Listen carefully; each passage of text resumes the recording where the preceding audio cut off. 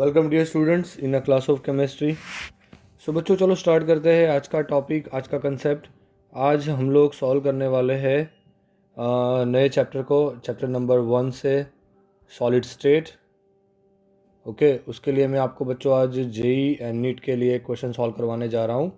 तो ध्यान से कंसेप्ट को देखना एंड अपनी नोटबुक में सारे क्वेश्चंस को अच्छे से लिख लेना। ओके, तो चलो शुरुआत करते हैं सबसे पहले क्वेश्चन की। अब देखो क्वेश्चंस किस तरह से आपको पूछा जाता है एंड कैसे आपको सॉल्व करना है, तो वो सारी चीज़ें भी बहुत ज़्यादा मैटर करेगी ना। तो चलो शुरुआत करते हैं। सबसे पहला क्वेश्चन, क्वेश्चन नंबर 1, मेरे साथ क्वेश्चन लिखना। The effective radius the effective radius the effective radius of an atom of an iron atom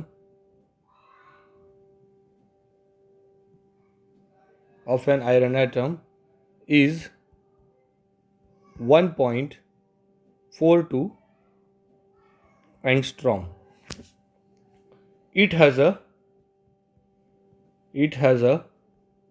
rock salt structure. It has a rock salt structure.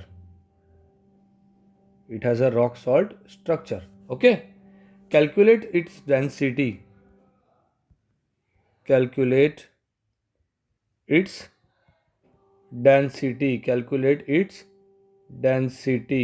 Okay, आपको बच्चों क्या दिया गया है यहाँ पे?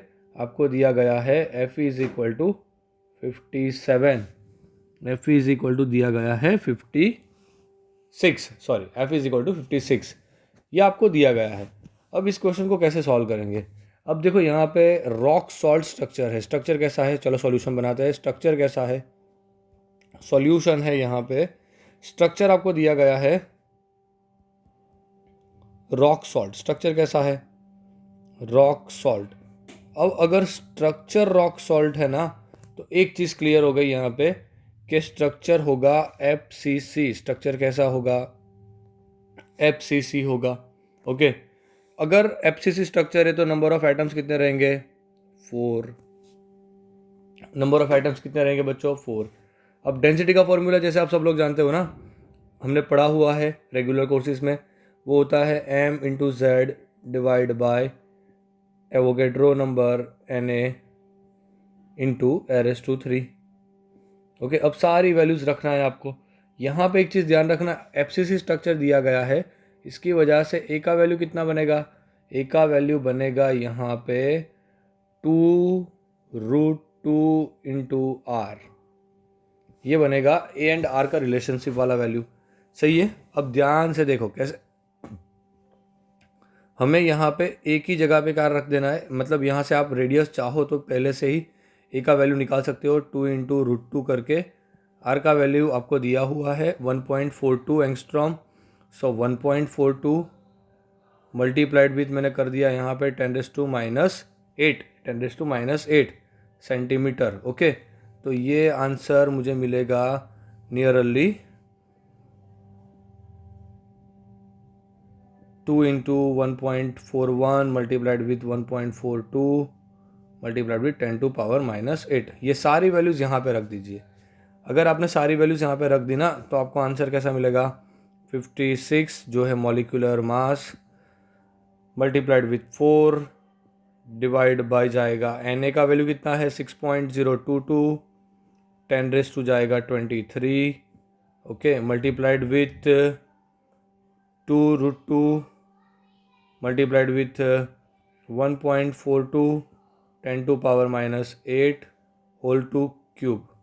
ओके, अगर सारी चीज़ों को सिंप्लीफाई कर दिया जाए तो आंसर निकल के आएगा 5.743 ग्राम पर सेंटीमीटर क्यूब। ये था आज का हमारा पहला क्वेश्चन बच्चों। इसको कॉपी में लिख लो। Okay, so take a screenshot and copy में लिखो इसे। चलो नेक्स्ट क्वेश्चन पे बच्चों चलते हैं। So let's solve the next question. So question number 2, देखो क्वेश्चन नंबर 2 में क्या दिया गया है यहाँ पे बच्चों। क्वेश्चन नंबर 2 में आपको दिया गया है calculate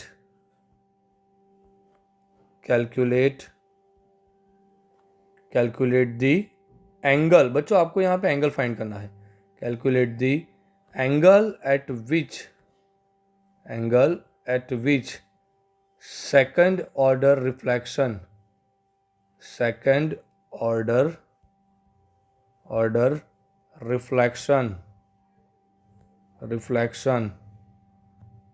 will occur in an X-ray spectrometer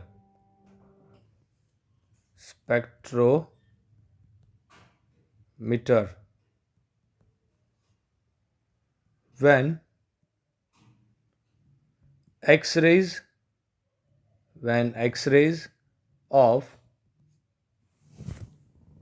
X-rays of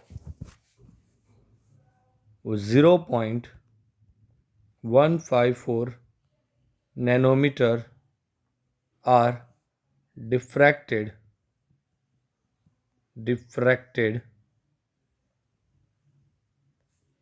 by the atoms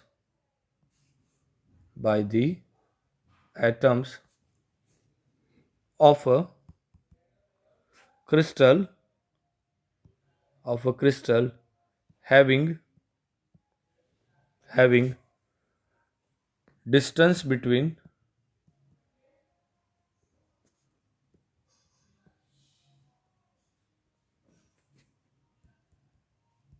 two planes as 404 picometre. बच्चों ये क्वेश्चन है. सबसे पहले तो क्वेश्चन इतना बड़ा है ना, कई सारे बच्चे ये समझना ही भूल जाते हैं कि क्या फाइंड करना है. देखो यहाँ पे एक आइडिया मैं आपको दे रहा हूँ. जैसे आप जानते हो, चलो सॉल्यूशन बनाते हैं. क्वेश्चन का स्क्रीनशॉट ले लेना. चलो सॉल्यूशन बनाते हैं. फॉर द nth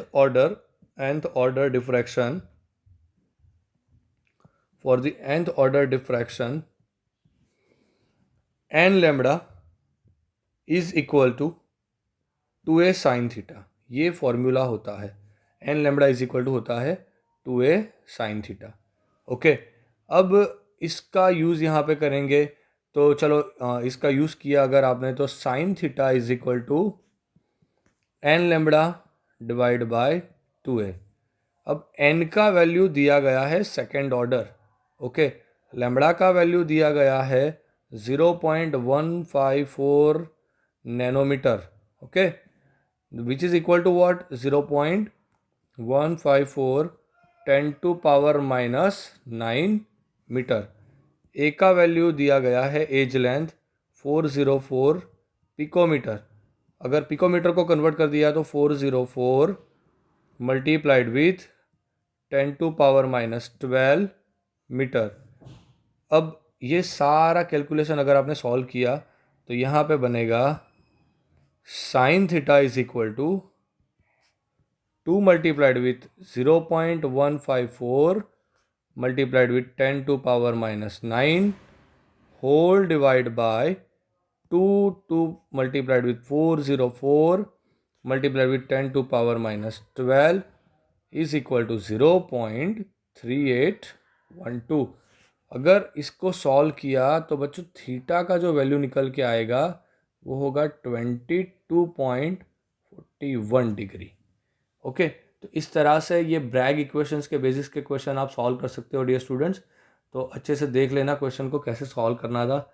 ओके, बहुत ही ज़्यादा इंपॉर्टेंट क्वेश्चंस रहते हैं. इस टाइप के क्वेश्चंस कई बार डायरेक्टली पूछे जाते हैं. So please take a screenshot. इसका स्क्रीनशॉट ले लो. चलो नेक्स्ट क्वेश्चन के ऊपर चलते हैं जल्दी से. सो बच्चों आज का तीसरा क्वेश्चन, थर्ड क्वेश्चन. देखो क्वेश्चन में क्या दिया है आपको. Radii of a plus and that of x minus and y minus have been given as A plus is equal to 1.00 picometer, x minus is equal to 1.00 picometer, y minus is equal to 2.00 picometer. Okay, assign structure of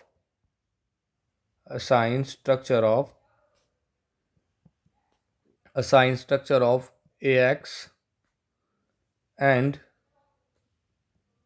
AY crystals and also determine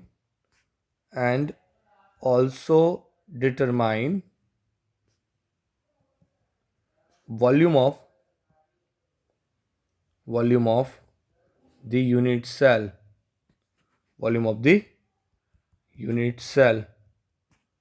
of AX and AY crystal. देखो जो question में क्या दिया है कि radius दिया गया आपको, radius of A plus and that of X minus and Y minus have been given, मतलब कि एक कैटायन एंड दो एनायन का रेडियस दिया गया. Assign the structure of A x.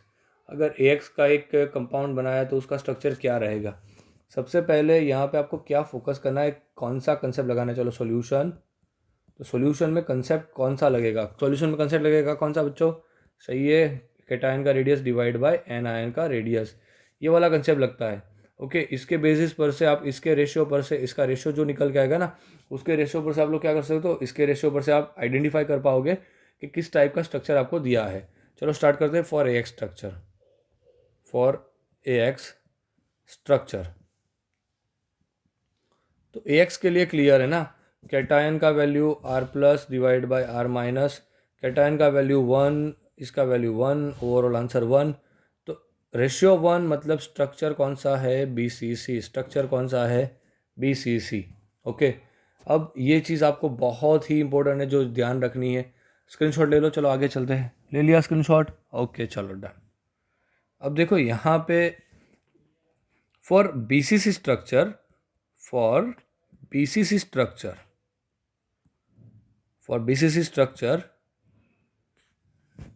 age length A is related to R plus and R minus by A root 3 is equal to 2 in a bracket RA plus RX minus. Okay, so A is equal to क्या आएगा यहाँ पे, A is equal to 2 divide by root 3 in a bracket जाएगा 1 plus 1 is equal to 4 by root 3. अब आप जैसे जानते हो ना, वॉल्यूम क्या होता है यूनिट सेल का, वॉल्यूम होता है a⁻3. सो a⁻3 किया तो 4 by root 3 so overall solution इसका निकल के आएगा 12.32 पिकोमीटर क्यूब. ओके, देखो इस तरह से क्वेश्चन सॉल्व किया जाता है. तो ए एक्स स्ट्रक्चर के लिए तो काम बन गया. अब कौन सा स्ट्रक्चर बाकी रहा, ए वाई स्ट्रक्चर. तो चलो ए वाई स्ट्रक्चर के लिए भी शुरुआत करते हैं. ए वाई स्ट्रक्चर के लिए देखते हैं कि कैसे सॉल्व करेंगे हम इसे. So let's see the A Y structure. अब ए वाई स्ट्रक्चर के लिए क्या करना है, फॉर ए वाई स्ट्रक्चर फिर से वही सारा कंसेप्ट लगाना है. क्या करेंगे हम लोग, यहाँ पे हम लेंगे बच्चों R plus divide by R minus. Ratio देखना है, रेशियो कितना आएगा, यहाँ पे आर प्लस आर माइनस का रेशियो आएगा 0.5. कितना आएगा 0.5. आगे जो वैल्यू दिया है उसके बेसिस से ये लिखा. तो स्ट्रक्चर कौन सा होगा, स्ट्रक्चर होगा या तो square planar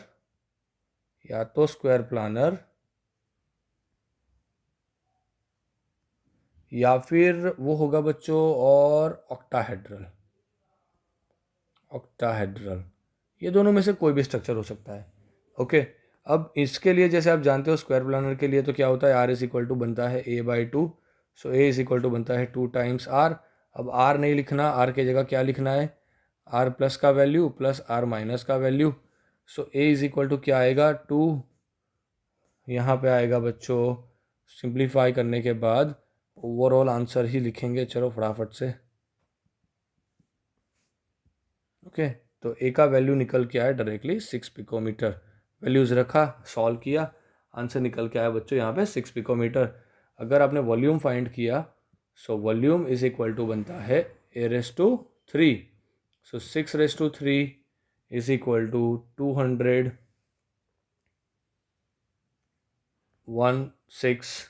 picometre cube. Okay so I am sure आपको ये क्वेश्चन भी अच्छे से समझ में आ गया होगा। Alright so please take a screenshot, इसका स्क्रीनशॉट ले लो। नेक्स्ट क्वेश्चन पे बच्चों चलते हैं, चलो डन, ले लिया स्क्रीनशॉट। देखो किस तरह से क्वेश्चन सॉल्व करना रहता है। कोई भी क्वेश्चन अगर आपको दिया जाए ना तो बहुत ही शांति से उसे देखो, उसका वैल्यू देखो, उसके बाद सॉल्व करो, तब जाके कंसेप्ट आपको समझ में आएगा। Alright so let's solve the next one, number 4th। Solve करते हैं बच्चों नंबर 4th। अब देखो यहाँ पे क्या दिया गया है, इन अ CPS closed pack structure, commonly known as a closed pack structure, closed pack structure,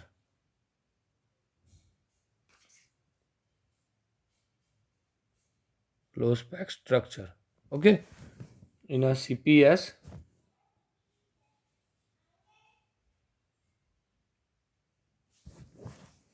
in a closed pack structure of mixed oxide,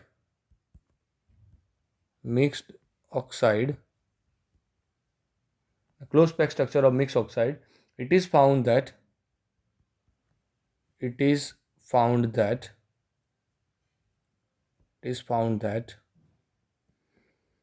lattice has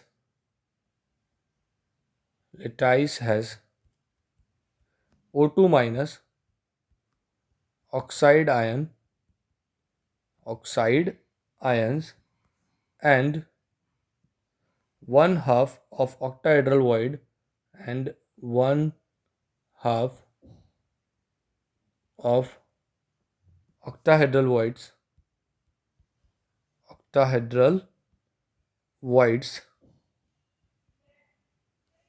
are occupied by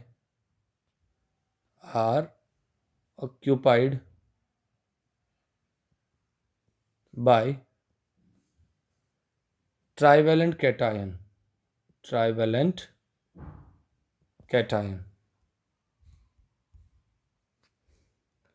A plus 3, A raised to plus 3 and 1/8 and 1/8 of tetrahedral void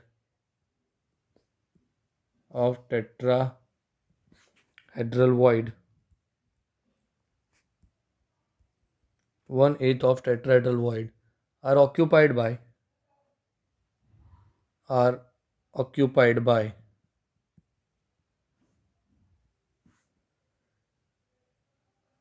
divalent cation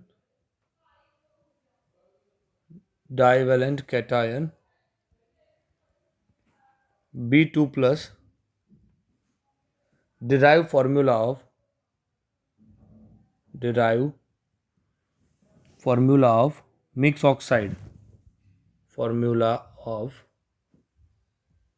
mixed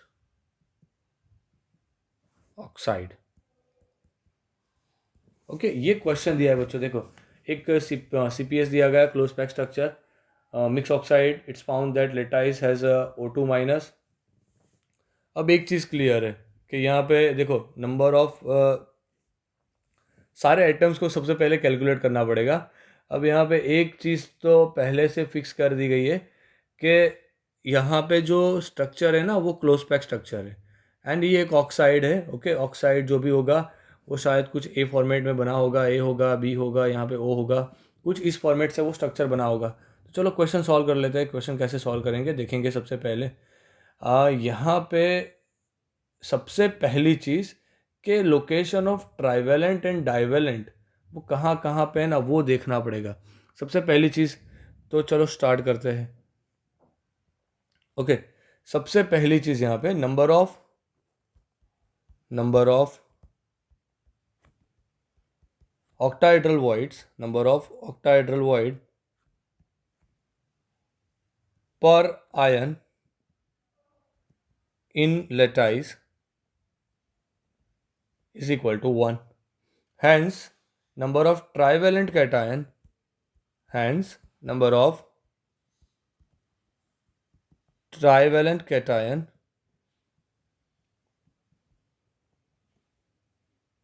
A3 plus a raised to 3 plus is equal to 1 multiplied with 1 by 2 is equal to 1 by 2. Alright. Now number of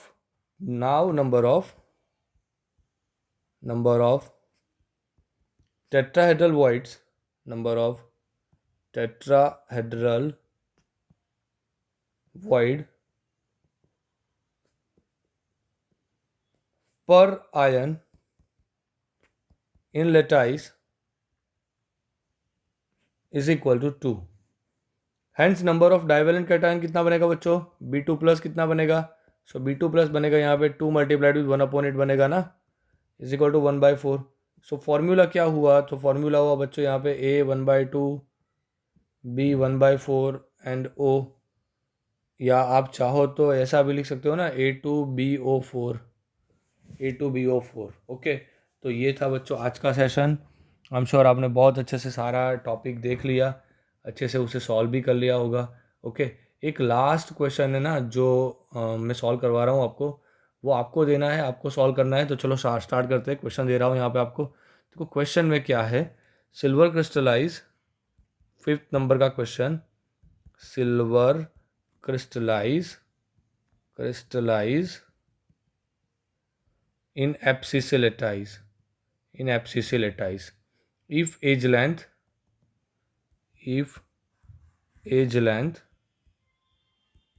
of the cell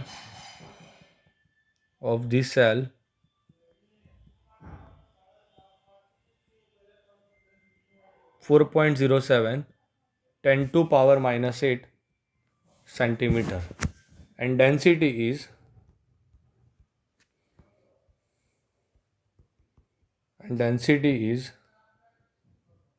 10.5 gram per centimeter cube.